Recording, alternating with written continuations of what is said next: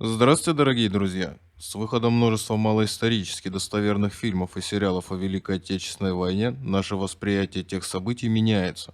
Многие эпизоды тех лет замалчиваются или покрываются ложью. Становится все труднее добраться до истины. Именно поэтому я и стал увлекаться мемуарами солдат. В них можно найти гораздо больше правды и настоящих эмоций, чем в современном кинематографе. Их мнение бывает непопулярным, но на то они и люди, со своим мнением и убеждениями. Если брать сегодняшнюю тему, то она, пожалуй, больше всего подверглась лжи. Речь идет о штрафных батальонах и ротах Красной Армии. Чтобы разобраться в данном вопросе, мы обратимся к воспоминаниям советского ветерана, который служил в штрафной роте. Это очень подробное интервью, которое охватывает все самые важные и интересные подробности существования данных подразделений. Не забывайте оценить видео, а также оставить свое мнение в комментариях. Ну а мы начинаем. В штрафную роту я попросился сам. Солдат, как, впрочем, и офицер, на войне свою судьбу не выбирает. Куда пошлют, туда и пойдешь. Но при назначении на должность в штрафную роту формально требовалось согласие. Штрафные роты были созданы по приказу Сталина номер 227 от 28 июля 1942 года, известному как приказ «Ни шагу назад», после сдачи Ростова и Новочеркасска. В каждой общевойсковой армии было 3 штрафных роты. Воздушные и танковые армии своих штрафных подразделений не имели и направляли своих штрафников в общевойсковые. На передовой находилось одномоментно 2 штрафных роты. В них из соседних полков ежедневно прибывало пополнение – 1-2 человека. Любой командир полка имел право отправить своим приказом в штрафную роту солдата или сержанта, но не офицера. Сопровождающий приносил выписку из приказа, получал роспись в получении. Вот и все формальности. За что отправляли в штрафную роту? Невыполнение приказа, проявление трусости в бою, оскорбление старшего начальника, драка, воровство, мародерство, самоволка. А может, просто ППЖ комполка не понравилось? И прочее, и прочее.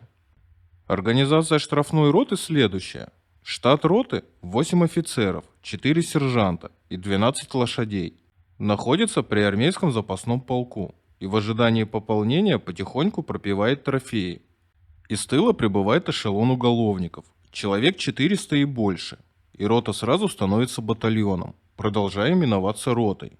Сопровождают уголовников конвойные войска, которые сдают их нам по акту. Мы охрану не выставляем, это производит дурное впечатление, тогда как проявленное доверие вызывает к нам некоторое расположение. Определенный риск есть, но мы на это идем. Что за народ? Тут и бандиты, и уголовники-рецидивисты, и укрывающиеся от призыва, и дезертиры, и просто воры. Случалось, что из тыла прибывали и несправедливо пострадавшие. Опоздание на работу свыше 20 минут считалось прогулом, за прогул судили, и срок могли заменить штрафной ротой. С одним из эшелонов прибыл подросток, почти мальчик, таким, по крайней мере, казался. В пути уголовники отбирали у него пайку. Он настолько ослабел, что не смог самостоятельно выйти из вагона. Отправили его на кухню. Срок заключения заменялся примерно в следующей пропорции. До 3-4 лет тюрьмы – месяц штрафной роты. До 7 лет – 2 месяца. До 10 лет, выше этого срока не существовало, 3 месяца штрафной роты. В штрафные роты направлялись и офицеры, разжалованные по приговору военного трибунала. Если этап большой и своих офицеров не хватало, именно из них назначались недостающие командиры взводов. И это были не худшие командиры. Желание реабилитироваться было у них велико, а погибнуть? Погибнуть и в обычной роте дело нехитрое. После войны статистики подсчитали. Средняя продолжительность жизни командира стрелкового взвода в наступлении не больше недели. Штраф снимался по первому ранению или гораздо реже по отбытии срока. Бывало, вслед раненому на имя военного прокурора посылалось ходатайство о снятии судимости. Это касалось главным образом разжалованных офицеров, но за проявленное мужество и героизм иногда писали и на уголовников. Очень редко и, как правило, если после первого ранения штрафник не покидал поле боя или совершал подвиг, представляли к награде. О результатах своих ходатайств мы не знали, обратной связи не было. В фильме «Гуга» есть эпизод, где старшина бьет, то есть учит, штрафника, да еще по указанию командира роты. Совершенно невероятно, что такое могло произойти в действительности. Каждый офицер и сержант знает, что в бою они могут оказаться впереди обиженного. Штрафники не ангелы божьи, и в руках у них не деревянные винтовки. Другое дело, что командир роты имел право добавить срок пребывания в роте, а за совершение тяжкого преступления расстрелять. И такой случай в нашей роте был. Поймали дезертира, сами штрафники, расстреляли перед строем и закопали поперек дороги, чтобы собам память о нем стерлась. Сейчас говорить об этом нелегко, но было другое время и другое отношение к подобному. Владимир Карпов, известный писатель, герой Советского Союза, сам хлебнувший штрафной роты, пишет, что офицеры штрафных рот со своими штрафниками в атаку не ходили. И да, и нет. Если есть опытные командиры из штрафников, можно и не ходить. А если нет, или кончились, надо идти самим. Большей частью именно так и бывало. Вот один из многих примеров. Два заместителя командира роты, старший лейтенант Василий Демьяненко и я, повели роту в атаку. Когда задача была уже почти выполнена, меня ранило осколком в грудь. До сих пор помню свою мысль в этот момент. Не упал, значит легко. Ни мы, ни немцы не ходили в атаку толпами, как в кино. Потери бы были слишком велики. Движется довольно редкая цепь. Где бегом, а где ползком. В атаке стараешься удержать боковым зрением товарища. Демьяненко был в шаге 30 от меня. Увидел, что меня шатнуло, и я прыгнул в воронку. Подбежал. Куда? Молча показываю на дырку в полушубке. «Скидай!» Весь диалог – 2 слова. Он меня перевязал. Осколок пришелся по карману гимнастерки, в котором лежала пачка писем и фотографий из тыла.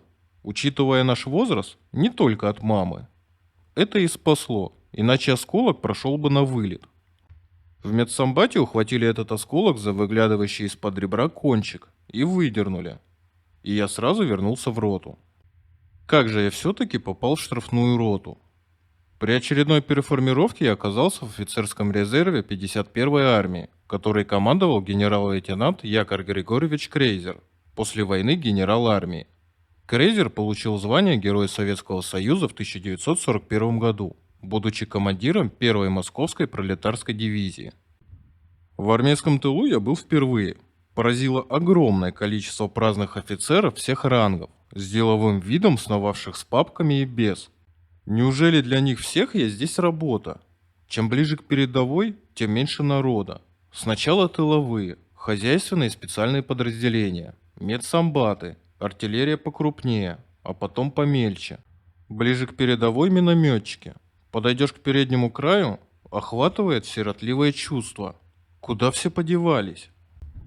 На войне, как на войне. Каждый знает, чего он не должен делать. В офицерской столовой еду разносили в тарелках. Я был потрясен. По поселку парами прогуливались молодые женщины и девушки в госпитальных халатах. Не сразу сообразил, что меня в них озадачило. Ни бинтов, ни костылей, ни руки на каретке. Спросил у проходящего офицера: «Кто это?» В ответ услышал: «Ты что, лейтенант, дурной? Это венерический госпиталь». Мужчин в тот период войны не лечили, только если попадешь по ранению в госпиталь. Скучно. Ни я никого не знаю, ни меня никто не знает. К концу недели услышал, что погиб заместитель командира армейской штрафной роты, и я пошел в управление кадров. Не спешите записывать меня в герои. Я не храбрец, скорее наоборот. Но я уже воевал в пехоте и знал, что большой разницы между обычными стрелковыми ротами и штрафными нет. Да, штрафные роты назначаются в разведку боем, на прорыв обороны противника или встают на пути его наступления. А обычные стрелковые батальоны не назначаются. Именно в рядовом стрелковом батальоне обычного стрелкового полка, назначенном в разведку боем, я должен был погибнуть. И когда объятое черным отчаянием сознание угасло, меня спас мой товарищ Саша Кисличенко, погибший в следующую минуту. И все эти годы я мучительно думаю, если бы он не пополз меня спасать, остался бы Саша жить. Так что рисковал я немногим. Сыну врага народа, кроме стрелкового батальона, ничего не светило. Зато преимуществ много. Первое. Штрафные роты, как правило, в обороне не стоят. Пехотные солдаты поймут меня и без подробностей. Полное наше наименование – отдельная армейская штрафная рота, ОА «Эшер». Последние две буквы послужили основанием к тому, что позывные штрафных рот на всех фронтах были одни и те же – «Шура».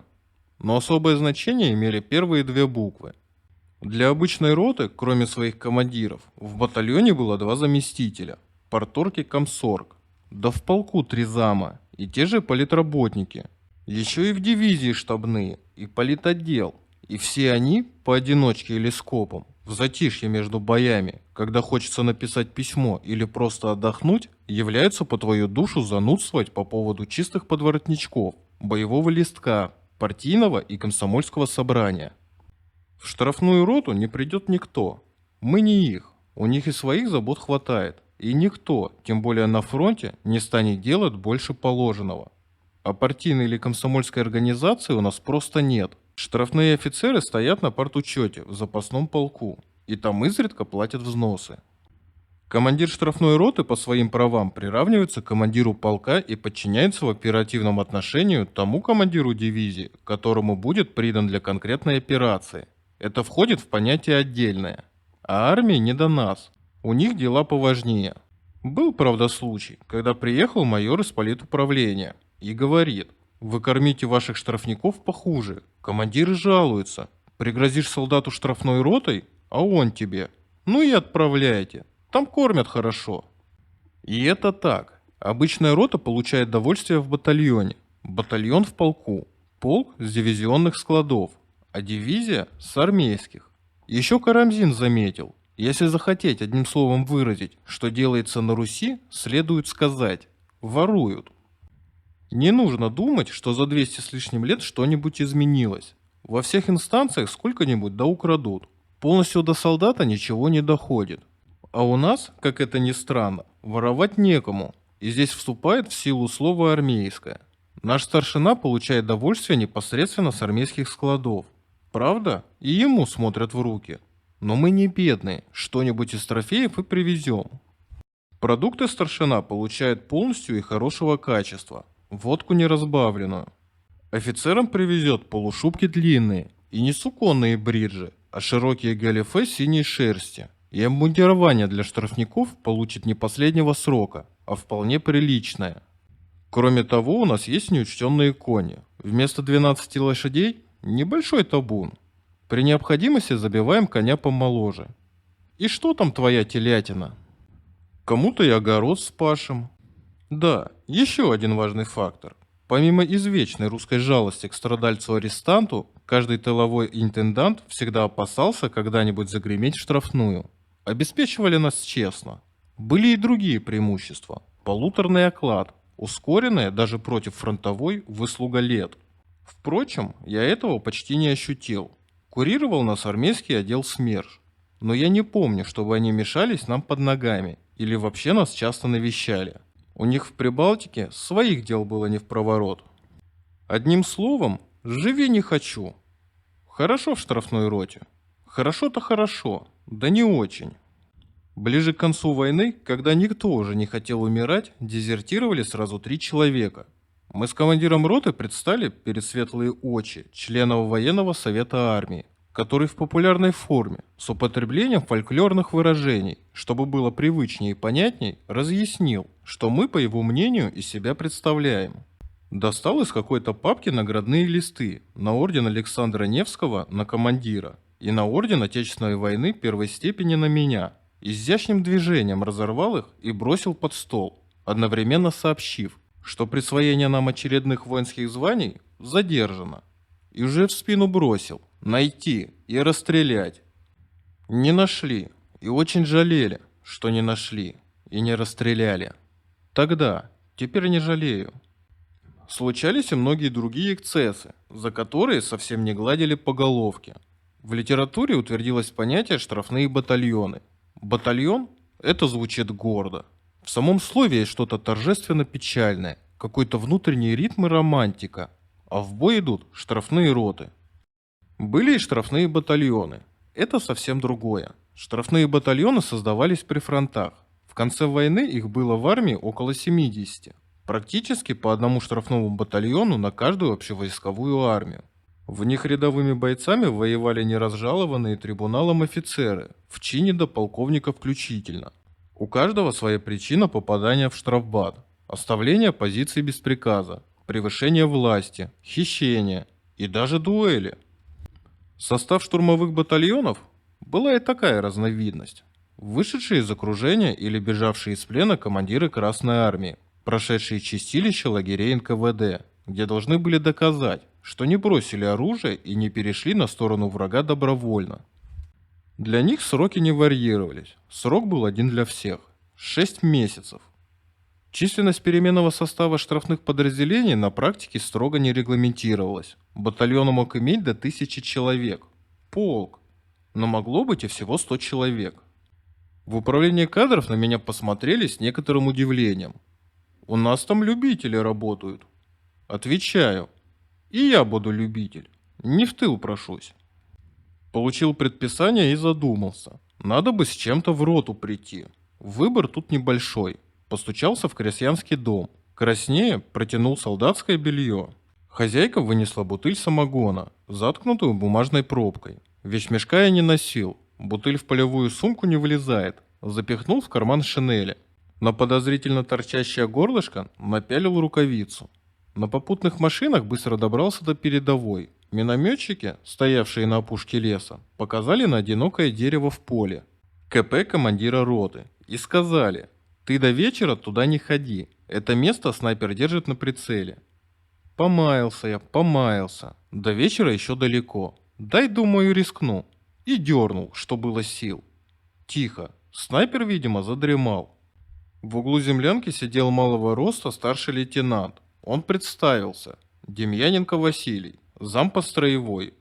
И подозрительно покосился на мой карман. Спросил: «Шо это у тебе рукавица на супроти настромлена?» Достаю бутыль. Дем'яненко сразу расцвел. «О, це діло! І командиру оставимо!» Так я попал в штрафную роту.